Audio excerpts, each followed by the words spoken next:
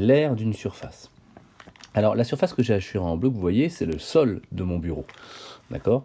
Imaginons par exemple que je veuille changer, que je mette un parquet, un lino, peu importe, je veux changer le sol.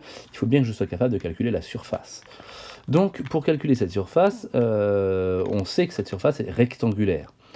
Alors, je vous renverrai aux différentes aires qui sont à connaître par cœur, mais vous devez savoir que pour calculer la surface, l'aire d'un rectangle, il faut cette fois-ci multiplier la longueur par la largeur. Donc, ce qu'on va faire, c'est qu'on va multiplier 5,2 par 2,5, d'accord? Et alors, je le précise, je vais le rajouter, ce sont des mètres que l'on multiplie. On multiplie des mètres par des mètres. Donc 5,2 fois 2,5, ça nous fait 13. Mais 13 quoi? Et c'est là qu'il ne faut pas se tromper. On multiplie des mètres par des mètres.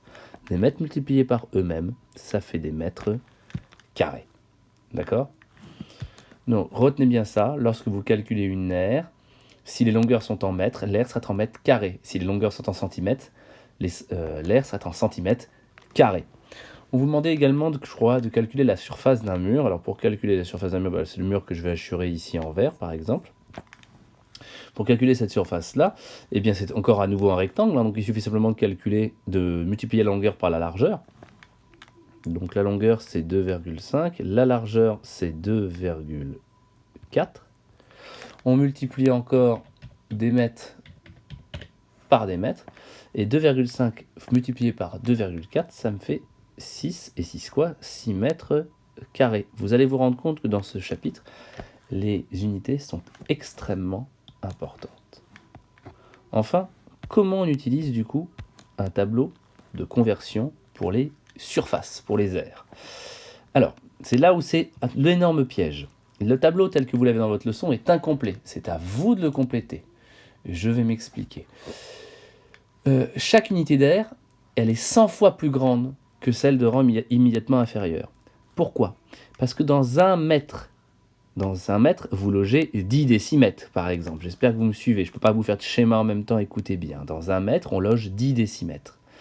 Donc, sur un carré d'un mètre de côté, vous avez 10 décimètres sur un côté, 10 décimètres sur l'autre côté. Donc, si vous faites un découpage pour chaque décimètre, vous aurez 100 carreaux. D'accord? Donc, 1 mètre carré, ça fait 100 décimètres carrés. 1 décimètre carré, ça fait 100 centimètres carrés. 1 centimètre carré, ça fait 100 millimètres carrés. D'accord? Comment on traduit ça sur un tableau? Eh bien, tout simplement, chaque colonne d'unité d'air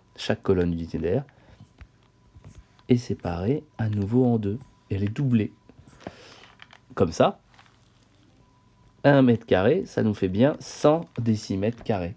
Attention, pour chaque unité, il faut toujours aller jusqu'à la colonne de droite. C'est la colonne de droite qui représente les unités.